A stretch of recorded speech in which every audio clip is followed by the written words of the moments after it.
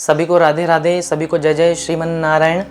मेरा नाम पंडित शिवम लेखवार है। नारायण बलि करी कैसे जाती है वो हम आपको समझाते हैं। कहते हैं यह कार्य सिर्फ अमावस्या की तिथि में करा जाता है। कहते हैं अमावस्या तिथि पितृ स्वरूपी तिथि होती है और इसमें यह कार्य शुभ रूप में करा जाता है।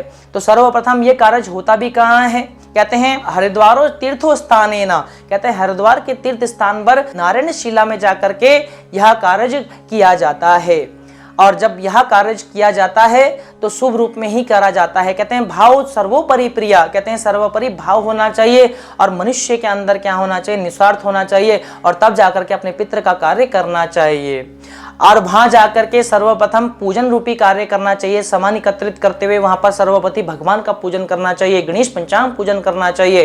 पंचांग पूजन करने के तत्पश्चात भगवान विष्णु शालिग्राम जी का पूजन करना चाहिए। शालिग्राम जी का पूजन करने के तत्पश्चात वहां पर की प्रक्रिया क्या करनी चाहिए? वहां पर ब्रह्मा कलश, विष्णु कलश, रुद्र कलश एवं यम कलश, तत्पश्चात इन सब कलश के बीच में उन पितरों का कलश रखना चाहिए, उस प्रेत का कलश रखना चाहिए ताकि उनकी इसको सदगति मिल जाए। तब जाकर के विष्णु भगवान का पूजन करने के बाद तत्पश्चात हवन का कार्य इत्यादि करना चाहिए।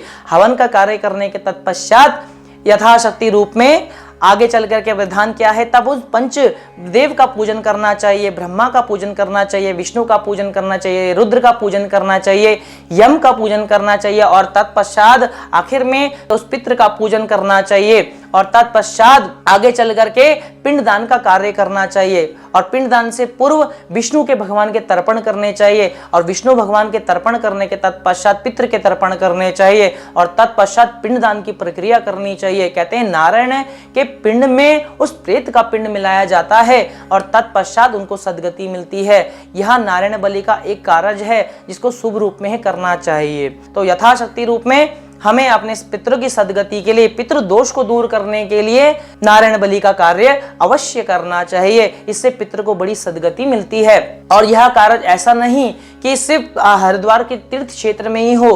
कहते हैं जब अंत्येष्टि का कार्य होता है, जब परिवार का जन कोई गुजर जाता है और उसकी क्रिया पहले दिन से ही प्रारंभ होती है तो कहते हैं 11वें दिन भी यह कार्य किया जा सकता है। जिस दिन सपिंडीकरण होता है उस दिन भी यह कार्य करना संभव बताया गया है, तो नारायण बलि हो जाती है। कहते हैं 3 जगह नारायण जी का बड़ा ही परम मंगल में वास बताया गया है। कहते हैं सर्वोपरि भगवान नारायण से बद्रीनाथ धाम, कहते हैं बद्रीनाथ जी के धाम में भगवान का सर है और वहां जाकर के भी कोई नारायण बलि का कार्य कर ले तो भी उनके पितृ सदगति को जाते हैं।